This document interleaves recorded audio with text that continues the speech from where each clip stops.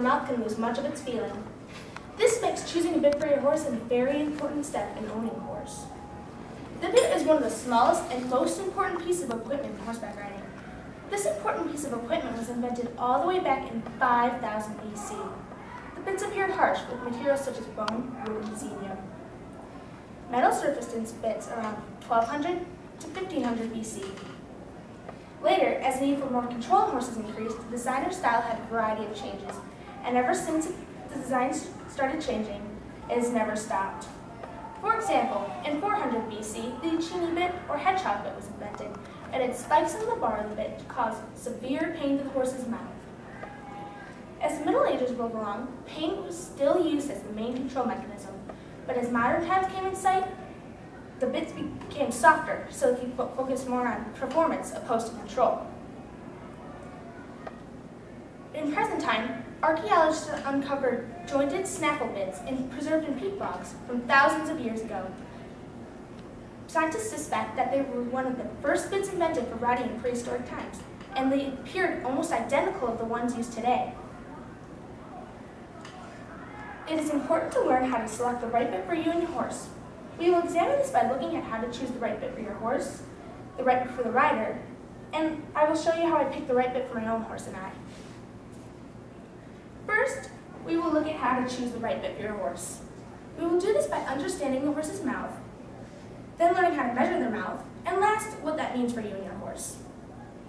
Many of us who ride know where the bit is located and the purpose of the bit, but for those of us who don't, and even the ones that do, it is important to go over the purpose of the bit. The bit is used to aid in control of your horse. It is located on the bridle and attached to the headstall. This is the headstall. It is attached to the bit right here. It's the part that holds on the bit, of course, and the reins are attached to the bottom of the shanks right here. Some people think that because a horse is big, they need a large, strong bit to control them, but this is false. Certain horses need different levels of severity in a bit. Choosing a bit for your horse is essential. The thinner the bit, the more pressure it's going to put on your horse. The thicker the bit, the less. When you choose a bit, keep in mind your horse's age, width of his jaw, length and depth of his mouth, texture and height of his palates, the width of the empty space between his incisors and molars, also known as bars, the thickness of his tongue and lips, and the overall health of his mouth, which includes scars, teeth, etc.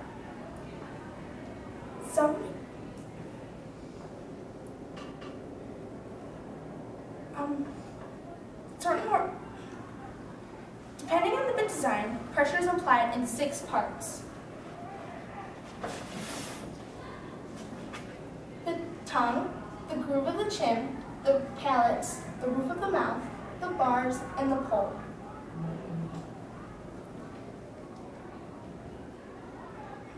Also, the design bit offers different levels of control and communication between the horse and rider.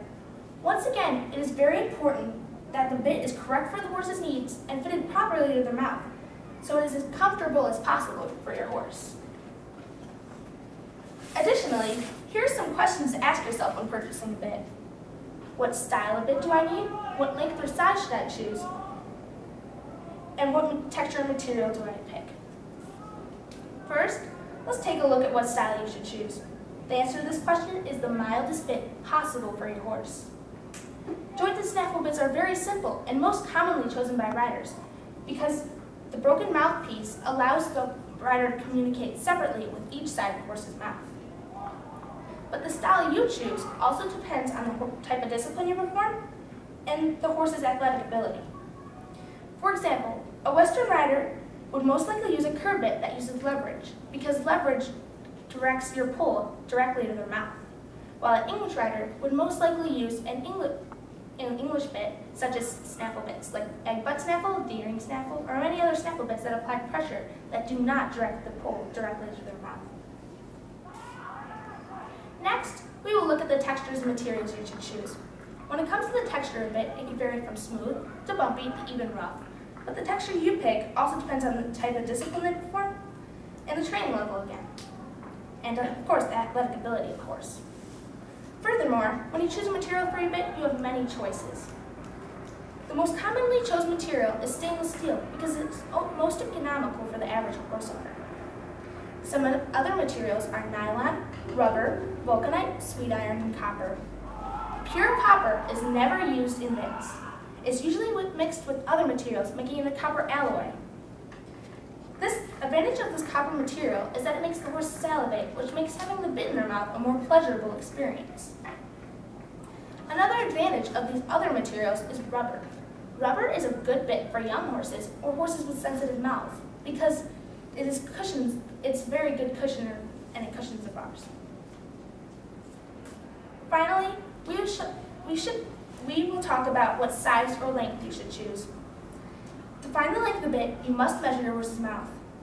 The bit should always be about a ½ an inch wider than a horse's mouth and fit securely in the corners of their lips, usually leaving one wrinkle. Ask a trainer to measure your horse's mouth for you, or you can do it yourself.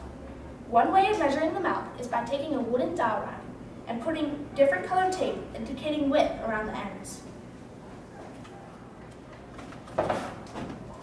Then, after you make your wooden dowel rod, you place it gently in the horse's mouth like you see here. And depending on what tape their mouth rests upon, that is your size. Here's a life-size example of what this would look like. The tan represents about 4 inches, the blue 5.5, and the orange 6 inches.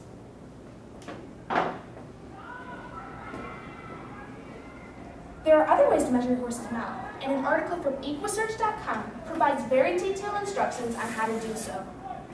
Therefore, picking the correct bit for your horse that fits your horse's mouth is very crucial in riding a horse. Next, we will look into how to pick a bit to fit the rider's abilities. We will do this. A rider must know how to use a specific bit properly when riding a horse. In the wrong hands, even the mildest bit can tear up a horse's mouth.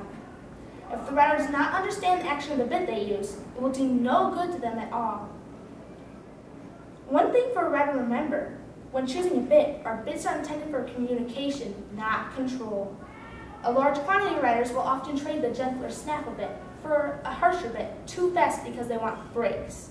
But instead, they should learn about the bit they have and try to improve on what they learned about the functions of their own bit. You must also have good hands, which means you don't tear up the horse's mouth. You must develop good hands over time. Nobody's born with them. In order to have good hands, you must have a strong, supple, balanced seat. Even if you do have good hands and good seat, it is still best to pick the mildest bit possible for your horse. Last, I'll present to you my own bit and tell you how and why I chose this bit for my horse and I. The bit I use is the Western curve bit. As you can see, there is a medium-sized square port on it. Ports are risen points on the bars of the bit that put pressure on the horse's palates. Lower bits allow room for the horse's tongue, while higher ports will most likely be very harmful to the horse's mouth if you use them improperly.